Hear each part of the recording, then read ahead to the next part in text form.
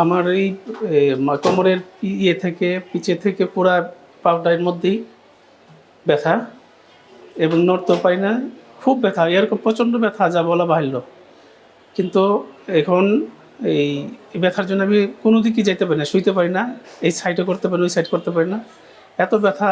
যার মানে যে ব্যথাটা আমি বসলেও উঠতে পারি না, আবার উঠলেও বসলেও আবার উঠতে পারি না, এরকম যা। আর এই পাওটা এরকম ফুল হয়ে গেছে রে, পুরো পাও এই ফুলে গেছে, রক্তগুলি সব ফোলা, এবং এটার মধ্যে লাগতেছে জানি একদম এই ইলেকট্রিসিটি এর মতো জানি ব্যথাগুলি টাচ করে, টাচ দেয় ইয়ে থেকে। আর হাঁটতেও তো হাঁটতেও পারি না, পার মধ্যে অত্যাধিক ব্যথা, পাও ফালাইতে পারি না। যেরকম এরকম যদি আমি বসি, বসার পরে আর ওই ওঠার জন্য এর থেকে নিচে পারি না, আর উঠলেও উঠতে অনেক কষ্ট হয়, বা আমি একটা কিছু সাহায্যে উঠতে পারি, আমার একা একা উঠতে বহুত কষ্ট হয় আর কি আমার। বিসমিল্লাহির রহমানির রহিম।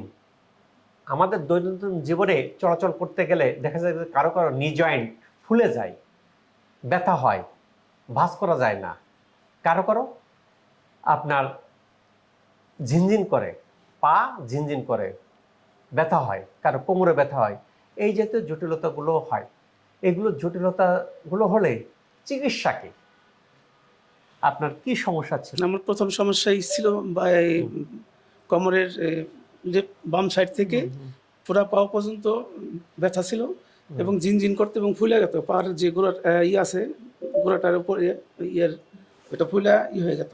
তো বর্তমানে আর বসতে পারতাম না, কিন্তু বর্তমানে আলহামদুলিল্লাহ আমি ওই পাওটা ফুলা নাই, পাওটা যে ওজন ছিল এই ওজনটা এখন আর ওজনটা আর লাগে না। আগে খুব ওজন লাগতো পাওটা, কিন্তু বর্তমানে এখন এই ওজনটা আমার কাছে এখানে ট্রিটমেন্ট নেওয়ার পরে ভার লাগে না? জি না, ভালো লাগে না। আগে কি মনে হতো?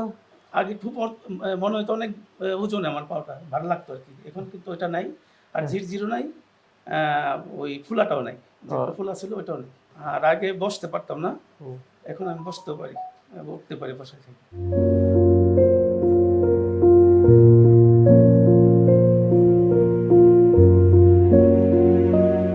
আলহামদুলিল্লাহ।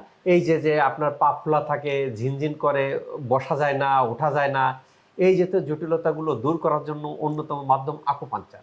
শশী হাসপাতালে আকুপাঞ্চারের সাথে অন্যান্য ট্রিটমেন্টগুলো কম্বিনেশন দেওয়া হয়। কম্বিনেশন দেওয়ার পদ্ধতিতে কিন্তু এই জাতীয় রোগী ভালো হচ্ছেন, সুস্থ হয়ে যাচ্ছেন। আল্লাহ তাআলা আমাদের সবাইকে সুস্থ রাখুক, এই প্রত্যাশায় আমি doctor S M Shahidul Islam.